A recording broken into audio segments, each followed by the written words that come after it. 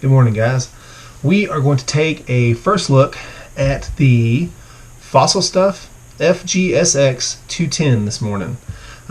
This was provided to me by Rick at CustomMultirotors. Thank you, sir.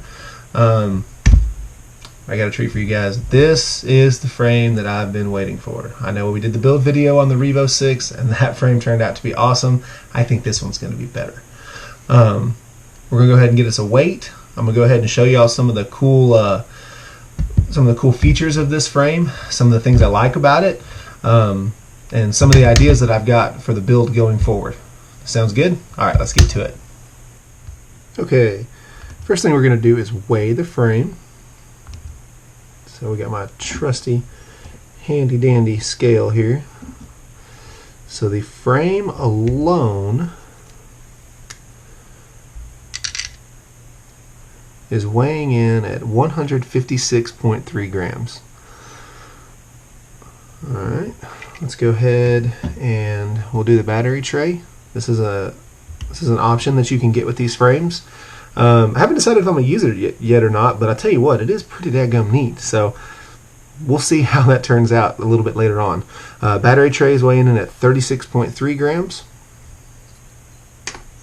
And it also comes with either a run cam or a session mount, which is pretty awesome in my mind because I run a session on everything, and it really keeps the overall package very compact compared to a 3D printed part like I've been running. And so the session mount comes in at 18.9 grams. So overall weight's going to be a little high, you know, but as with the Revo 6, it came in a little high as well. And I tell you what, that thing hauls butt. So I don't think I'm worried about it. Okay, so on to the features that I really like about this frame. We'll go ahead and we will start at the top. The GoPro or the run cam mount, something I really like about this, I've had problems in the past with it, so I find it pretty awesome, is that it screws directly to the top of, you can kind of see little tabs right there. It screws directly to the top of the frame, so you're not going to get any bend or flex. I've busted some top plates in the past because the 3D printed mount has bent backwards if I hit something with the top of it. That is not going to happen. This is solid as a rock, and I really like that. You can see on here that it, for at least the GoPro one, it has a slot for the strap to go through the front and a strap to go through the side. So no matter what you're running, either a session or a regular run cam or a Yi or any of those other types of cameras, it should have a strap configuration just for you. It also comes with two different size screws, so if you are or are not running the GoPro mount, you have the right screws for the top. Okay, so the top here.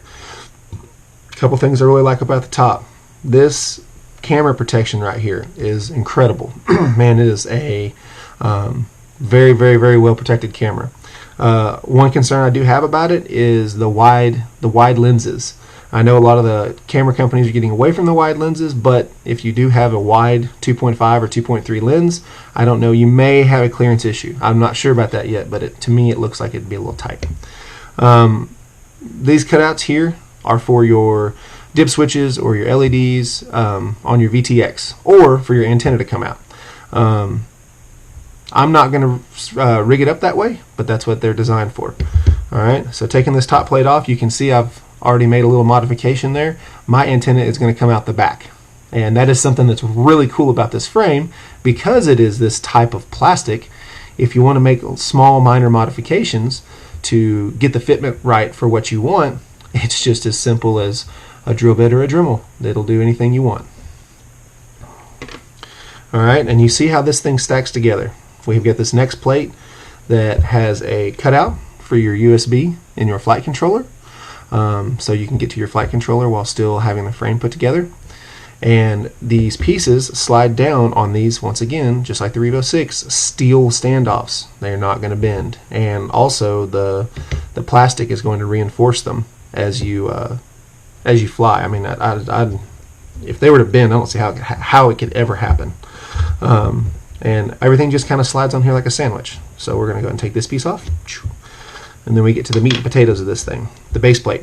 Okay, you have your motor mounts in here, okay, and you have these channels for the wires to travel along, and this plate right here essentially locks the wires into those channels because of how it sits over the top of them.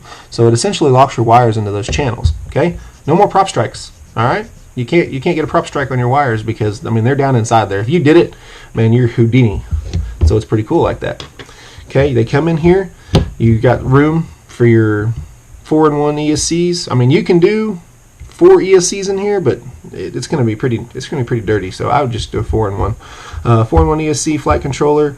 Got plenty of room for everything in here.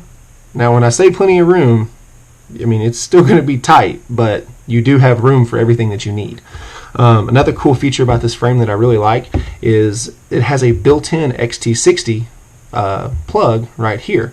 So say I'm using the 4-in-1 ESC, we're going to go from the 4-in-1 ESC right over here, and we're going to tie into this XT60, and then you flip the frame over, and the plug-in for your battery is right here. So you don't have any wires hanging around anywhere. They're all, I mean, everything is protected on this frame. I love it, man. It's the coolest thing I've ever seen. I think it's such a good design. You also do have set screws here on the side, so that if this XT60 does need to be changed out, it's just as simple as loosening off the set screws and you can change it out.